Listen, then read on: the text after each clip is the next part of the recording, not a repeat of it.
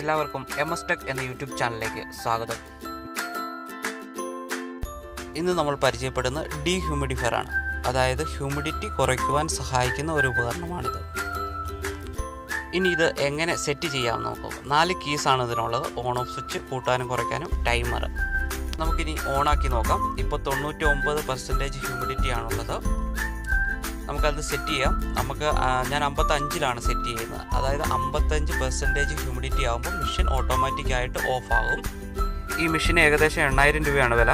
ഒരു റൂമിലെ മൊത്തം ഹ്യൂമിഡിറ്റി കൺട്രോൾ ചെയ്യാൻ ഇത് നമ്മെ സഹായിക്കും.